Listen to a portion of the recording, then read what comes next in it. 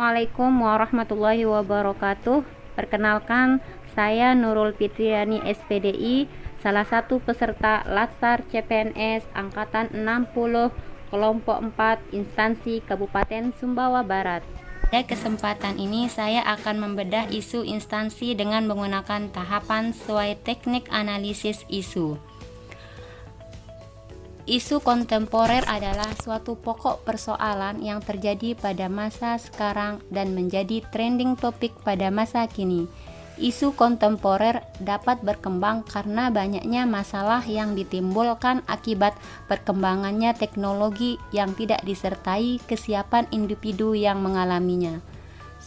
Sama halnya dengan dunia pendidikan, ada beberapa isu kontemporer yang terjadi yang berpotensi menimbulkan AGHT, yaitu asesmen, gangguan, hambatan, dan tantangan, yaitu ancaman yang dinilai membahayakan kedaulatan negara, keutuhan wilayah negara, dan keselamatan segenap bangsa. Gangguan yang berpotensi mengandung bahaya dan tidak bersifat konseptual, hambatan yang mengandung bahaya dan tidak konseptual yang berasal dari diri sendiri, serta tantangan yang membawa masalah untuk diselesaikan serta menggugah kemampuan diri. Beberapa contoh isu yang terjadi di dunia pendidikan adalah sebagai berikut. Yang pertama yaitu kurangnya kemampuan literasi anak sekolah dasar, di mana banyak anak sekolah dasar memiliki kemampuan yang sangat minim terhadap literasi. Padahal hal tersebut menjadi kemampuan dasar yang harus dimiliki oleh seorang siswa. Yang kedua yaitu bullying. Di sekolah dasar, beberapa siswa mungkin tidak menyadari akan perilaku bullying, padahal dampak yang ditimbulkan karena perilaku bullying sangat besar dan berpotensi merusak mental korbannya. Yang ketiga yaitu kurang efektifnya pembelajaran jarak jauh. Saat pandemi COVID-19 seperti ini, banyak kebiasaan yang akhirnya harus berubah. Salah satunya adalah proses pembelajaran di sekolah dasar, yakni pola pembelajaran tatap muka yang berubah menjadi daring atau jarak jauh. Banyak kendala yang dihadapi oleh siswa dalam proses pembelajaran jarak jauh ini. Contohnya, siswa merasa terbebani dengan adanya tugas yang diberikan akibat kurang efektifnya pembelajaran dan masalah alat teknologi yang masih kurang untuk siswa yang memiliki ekonomi menengah ke bawah. Selanjutnya yaitu adalah teknik analisis isu. Dari beberapa isu yang ada, saya melakukan beberapa teknik analisis isu untuk menentukan isu mana yang akan fokus untuk dibahas dan dicarikan solusinya. Teknik yang saya akan gunakan adalah teknik tapisan dan teknik fishbone. Nah, teman-teman bisa baca apa itu teknik tapisan seperti yang sudah saya tampilkan pada slide.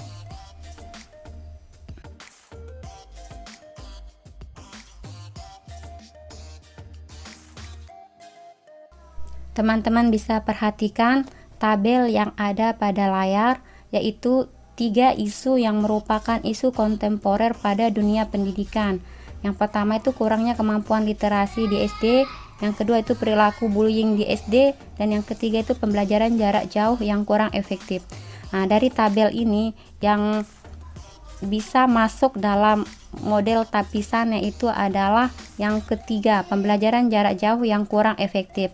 Berdasarkan teknik analisis tapisan, dapat disimpulkan bahwa saya akan membahas mengenai pembelajaran jarak jauh yang kurang efektif.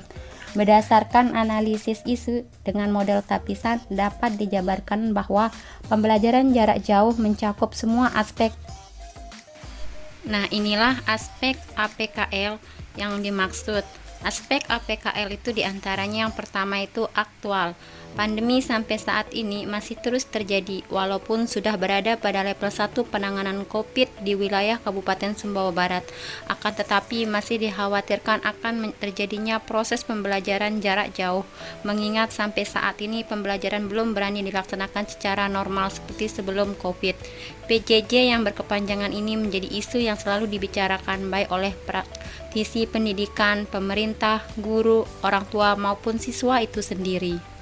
Yang kedua yaitu problematika. Pembelajaran daring tidak hanya menjadi masalah bagi peserta didik, tetapi masalah juga bagi guru dan orang tua siswa, karena menuntut peran orang tua sebagai guru di rumah. Selain itu, PJJ juga memerlukan biaya tambahan untuk kuota dan HP Android. Mungkin tidak semua orang tua memilikinya, sedangkan di mana kita ketahui di masa pandemik banyak keluarga yang terdampak dari segi ekonomi. Yang ketiga yaitu kelayakan. Pembelajaran jarak jauh ini menjadi isu yang memberi dampak luas bagi banyak pihak, terutama kualitas pendidikan di Indonesia. Siswa akan mengalami learning loss bila hal ini terus dibiarkan. Yang keempat yaitu kehalayakan. Masalah ini dihadapi oleh semua lapisan masyarakat dari berbagai tingkat ekonomi dan latar belakang. Teknik analisis isu selanjutnya yang saya gunakan itu adalah teknik Fishbone. Dari sejumlah isu yang telah dianalisis melalui teknik tapisan dengan kriteria AKPK, selanjutnya dilakukan analisis mendalam dengan teknik Fishbone. Analisis tersebut dapat digambarkan pada diagram sebagai berikut. Bisa diperhatikan pada layar yang sudah saya tampilkan ini.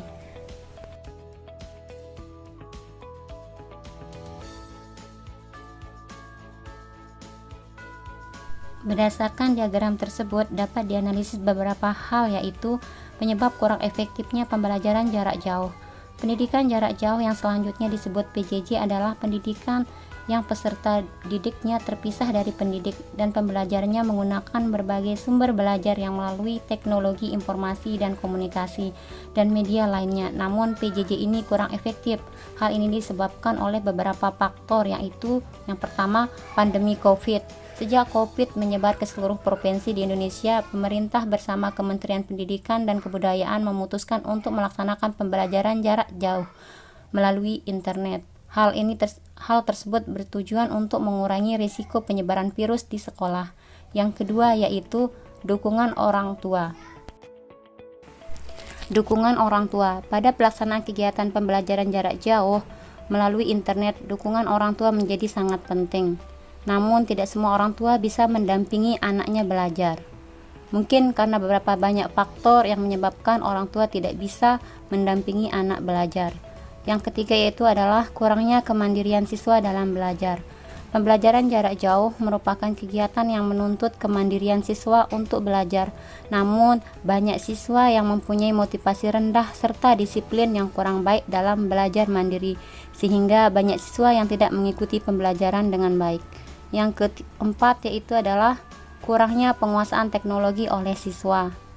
Yang kelima, kesenjangan kualitas pendidikan. Tidak sedikit siswa yang memiliki kendala dalam mengikuti pembelajaran daring, misalnya tidak memiliki gawai, jaringan internet tidak stabil, serta tidak adanya biaya untuk kuota internet.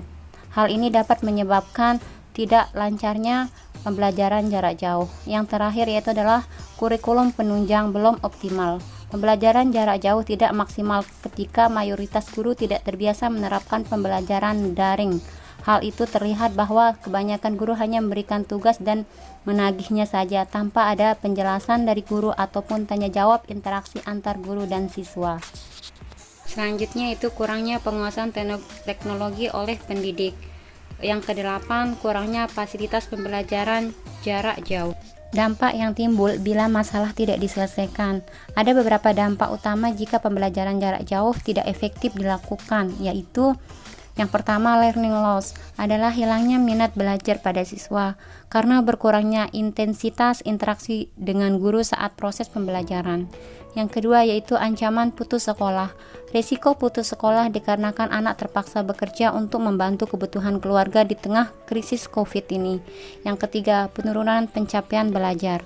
Yang keempat yaitu risiko kekerasan pada anak dan risiko eksternal akibat tidak adanya pendampingan secara langsung oleh guru yang ada di sekolah.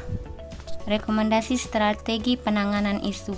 Yang pertama yaitu melakukan pola hidup sehat dengan tetap menerapkan protokol kesehatan agar pandemi COVID segera usai. Yang kedua yaitu orang tua senantiasa membimbing dan mendampingi siswa, jika ada kendala bisa konsultasi dengan guru. Yang ketiga, guru menggunakan strategi belajar yang dapat menarik motivasi siswa. Yang keempat, guru menggunakan teknologi yang mayoritas bisa digunakan oleh siswa. Yang kelima, melakukan inovasi pembelajaran agar tidak monoton. Keenam, guru hendaknya memberikan materi pembelajaran yang diprioritaskan untuk dipelajari sesuai dengan tujuan yang ingin dicapai. Yang ketujuh, yaitu guru mengikuti pelatihan berbasis teknologi serta mempunyai kemauan tinggi untuk belajar teknologi dengan rekan yang sudah menguasai teknologi. Yang terakhir yaitu adanya bantuan kuota internet dari pemerintah sebagai salah satu upaya penunjang pembelajaran jarak jauh.